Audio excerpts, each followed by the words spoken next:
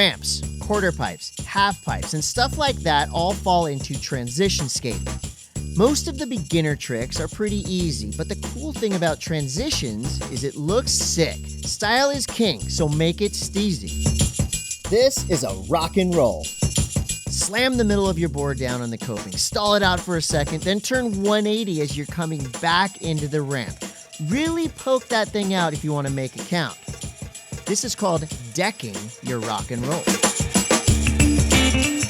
Use all the different areas of your board to slide across the coping. You don't really need to ollie into any of these. Just apply some pressure on the tail as you're going into a move and don't get hung up on the coping on your way back in. A blunt stall is a sick beginner trick that looks a lot harder than it is. Go straight up and jam that back truck just over the coping, and with a super subtle pop off the coping, roll back into the ramp fakie. Don't hang around too long on that coping though. It's just a quick visit. All right, let's lock that coping between our wheels and make some music. There are a ton of grinds, but let's focus on some basics. The 50-50. This is where both trucks are grinding the coping. The 5-0 is just the back truck grinding while the front truck hangs in the air. Just act like you're going for a 50-50, but push the tail down without dragging the tail. It's just going to look a lot cooler that way. A Smith grind is the back truck grinding the coping while the front truck is pointed down into the ramp. Just put most of the pressure on the tail and use your front finger to point the nose.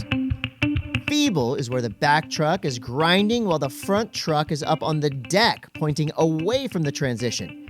Kind of the same rules as a Smith, but opposite, if that makes sense.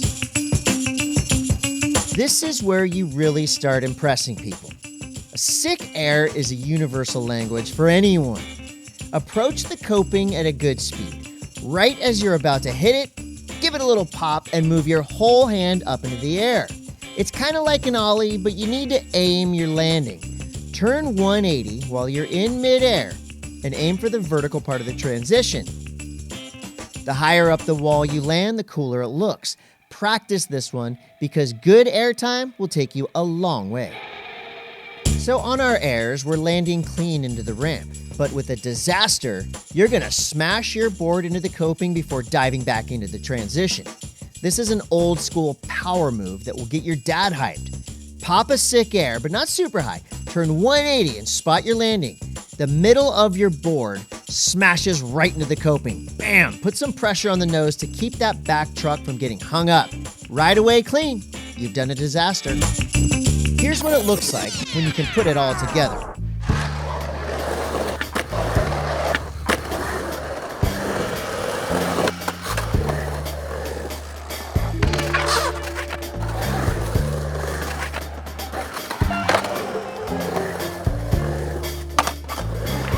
Yeah, now you're fingerboarding. Those were just the basics to get you rolling.